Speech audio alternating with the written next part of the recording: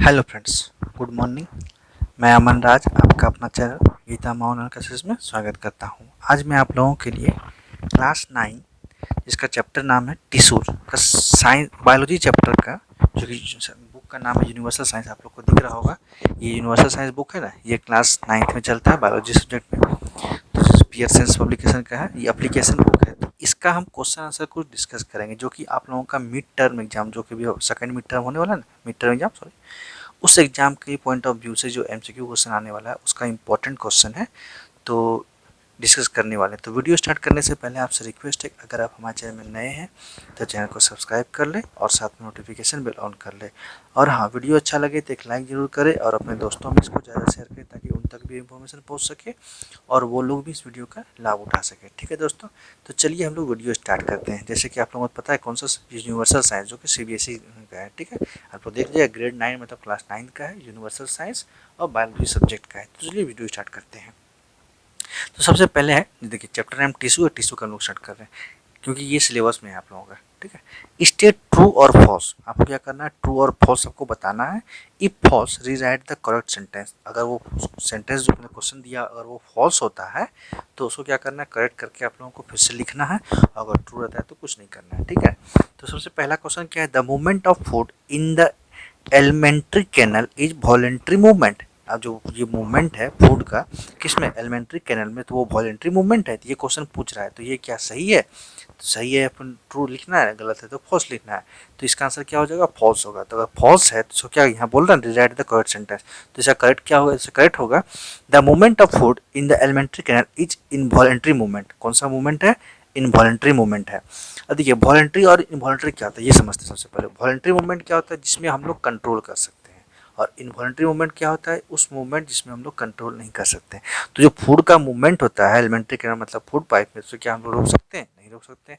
एक बार हम लोग खाना चबा के खा लिए तो वो मूवमेंट ऑटोमेटिकली होता है, हम लोग उसको नहीं कंट्रोल कर सकते हैं। तो इसीलिए क्या हो जाएगा, इनवॉलेंट्री मूवमेंट। एक बार फिर से देख लीजिए, the movement of food in the alimentary canal is voluntary movement. तो हो जाएगा आंसर फॉल्स। तो इसका सही क्या होगा, the movement of food in the alimentary canal is involuntary movement. ठीक है, चलिए नेक्स्ट क्वेश्चन है, the cells of smooth muscles are long with pointed ends and are multinucleate. अब देखिए जो सेल्स है स्मूथ मसल्स का, कौन सा मसल्स का, स्मूथ मसल्स का, are long with pointed ends, वो क्या है, लॉन्ग है पॉइंटेड एंड्स का, एंड आर मल्टी न्यूक्लिएट्स। तो ये क्या सही है, तो इसका आंसर भी होगा फॉल्स। अगर ये फॉल्स है तो सही क्या है, इसका सही देखिए क्या है, the cells of smooth muscles are long with pointed ends and are uninucleate. यहाँ पे क्या था, मल्टी न्यूक्लिएट। मल्टी न्यूक्लिएट मतलब ज़्यादा न्यूक्लिएट उसमें रहेगा, लेकिन यूनिट मतलब ओनली वन न्यूक्लिएट। ठीक है, तो इसका आंसर सिर्फ यही रॉन्ग था, क्या था, यूनिन्यूक्लिएट आंसर होगा उसमें मल्टी न्यूक्लिएट था। तो इसका आंसर हो जाएगा फॉल्स। तो the cells of smooth muscles are long with pointed ends and are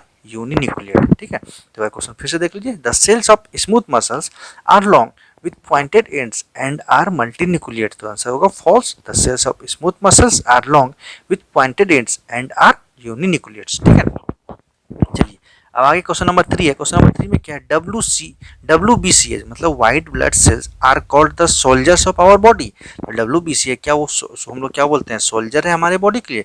तो सही है, क्यों, क्योंकि WBC ही कोई भी डिजीज से फाइट करता है हमारे बॉडी के अंदर, आरबीसी नहीं करता है फाइट। कौन फाइट करता है, WBC। तो फाइट करने का मतलब क्या, इसलिए सोल्जर बोलते हैं उसको। तो WBC are called the soldiers of our body. तो आंसर हो जाएगा ट्रू, क्यों, क्योंकि WBC ही फाइट करता है हमारे बॉडी में डिजीज से। तो ये आंसर हो जाएगा ट्रू। तो WBC क्या है, उसको बोलते हैं लोग सोल्जर्स ऑफ आवर बॉडी। ठीक है, चलिए 4 देखते हैं। 4 में क्या है, sarcolemma is the membrane that covers the nerve cells. अब जो कोलेमा मेम्ब्रेन है वो मेम्ब्रेन है जो कि कवर करता है नर्व सेल को। तो सही है, ये गलत है, तो आंसर हो जाएगा फॉल्स। क्यों, तो सही क्या हो जाएगा, the sarcolemma is the membrane that covers the muscles fibre cell. Nerve cells को नहीं कवर करता है, किसको करता है, मसल्स फाइबर सेल्स को। कौन, सरकोलेमा। तो आंसर क्या, क्वेश्चन क्या है, sarcolemma is the membrane that covers the nerve cell. तो ये हो जाएगा फॉल्स। इसका आंसर होगा sarcolemma is the membrane that covers the muscles fiber cells. जो सरकोलेमा है वो किसको कवर करता है, मसल्स फाइबर सेल को। क्वेश्चन में क्या बोला गया था, नर्व सेल्स। ये हो जाएगा फॉल्स, और सही में क्या हो जाएगा, covers the muscles fibre cell. ठीक है, चलिए आगे है आपका क्वेश्चन नंबर 5। क्वेश्चन नंबर 5 में क्या है, the part of the neuron that carries impulses away from cell body is called axon. अब देखिए जो न्यूरॉन का पार्ट है वो कैरी करता है impulses away from cell, cell से अवे बॉडी के, सेल बॉडी से, इसको एक्सॉन, तो उसको एक्सॉन बोलते हैं। तो ये सही हो जाएगा। क्यों? क्योंकि जो न्यूरॉन में जो एक्सॉन का क्या काम होता है, वो इम्पल्स का मतलब मैसेज को कैरी करता है और कहाँ, सेल के बॉडी से अवे। ठीक है, तो आंसर होगा true. The part of the neuron that carries impulse away from cell body is called axon. तो आंसर होगा ट्रू। तो इसलिए इसमें कुछ नहीं, ट्रू है तो ट्रू है।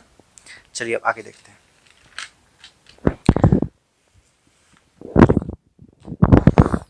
आगे है आपका क्वेश्चन नंबर 6।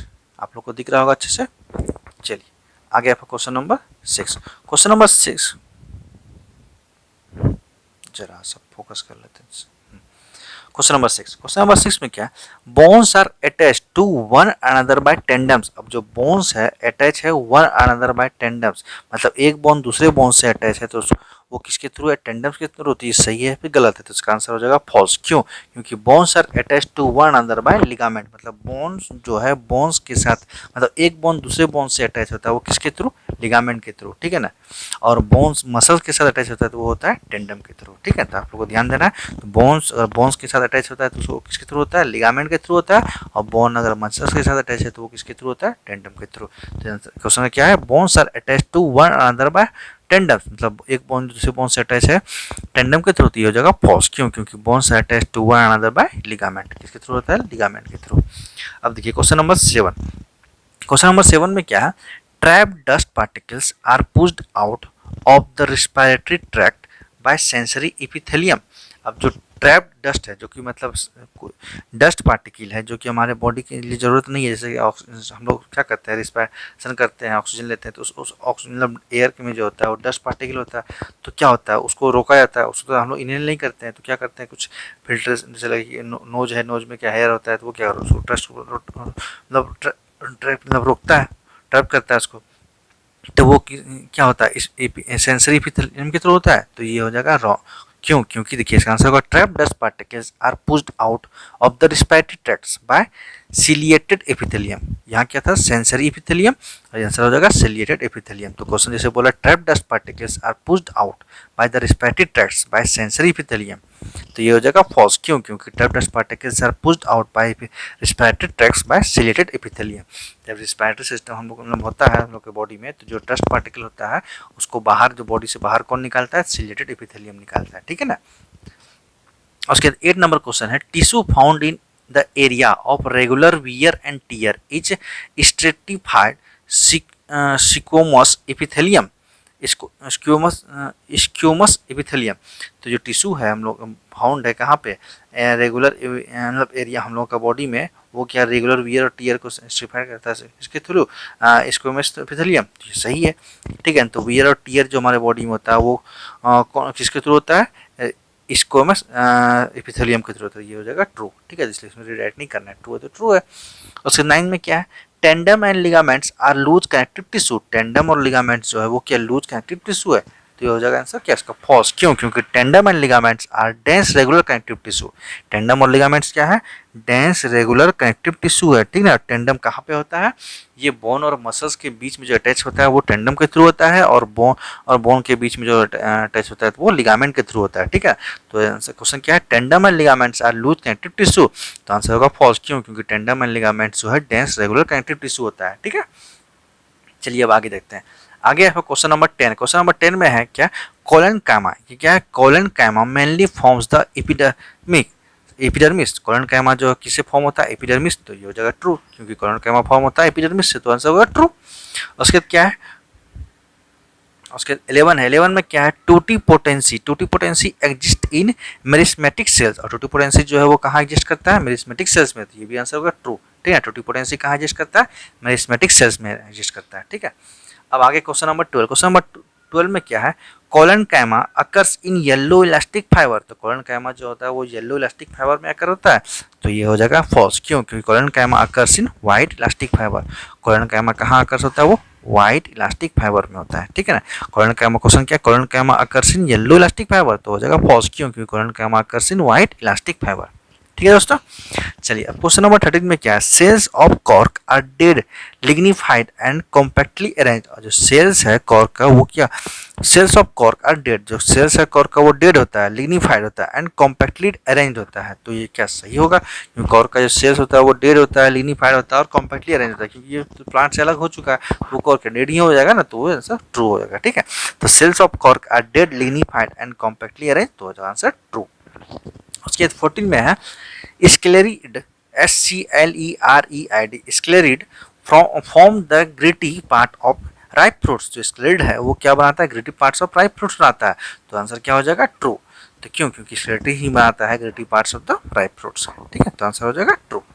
उसके बाद 15 में है in monocot stems the intercalary meristem is located at the base of the internode. जो मोनोकोट स्टेम है उसमें इंटरकैलरी मेरी स्टेम वो कहाँ लोकेटेड होता है, eight the base of the internode. तो आंसर हो जाए सही, क्योंकि वहीं पे वो लोकेटेड होता है। कौन, मोनोकोट सिस्टम में जो होता है इंटरकैलरी मेरी स्टेम कहाँ पे लोकेटेड होता है, बेस ऑफ द इंटरनोड में। तो आंसर हो जाएगा ट्रू। ठीक है दोस्तों, चलिए एक बार इसको देख लेते हैं हम लोग फिर से। क्वेश्चन है यहाँ पर क्या, स्टेट ट्रू और फॉल्स। इसमें जो the movement of food in the alimentary canal is voluntary movement, तो आंसर होगा फॉल्स। क्यों होगा, क्योंकि the movement of food in the alimentary canal is involuntary movement. क्यों, यहाँ पे लिखा था वॉलंटरी, यहाँ पे होता है इनवॉलंटरी मूवमेंट।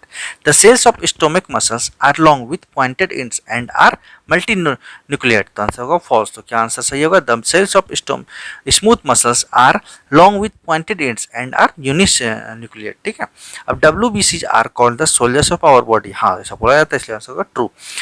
सेरोकोलम नहीं, sarcolemma is the membrane that covers the nerve cell, तो आंसर होगा फॉल्स। क्यों, sarcolemma is the membrane that covers the muscles fibre cell. उसके क्या है, the part of the neuron that carries impulse away from cells body is called axon, तो हो जाएगा true. ठीक है दोस्तों, चलिए आगे है क्वेश्चन नंबर 6। क्वेश्चन नंबर 6 में क्या है, bones are attached to one another by tendons, तो आंसर हो जाएगा फॉल्स। क्योंकि bones are attached to one another by ligaments, और bones attach with muscles, bones muscles attach होता है किससे, टेंडम के साथ। ठीक है, क्वेश्चन नंबर 7 क्या है, trapped dust particles are pushed out of the respiratory tract by sensory epithelium, तो आंसर होगा फॉल्स। क्योंकि trapped dust particles are pushed out by the of the respiratory tract by ciliated epithelium. ठीक है, वो sensory नहीं, ciliated epithelium. उसके 8 में क्या है, tissues found in area of regular wear and tear is stratified squamous epithelium, तो answer होगा ट्रू।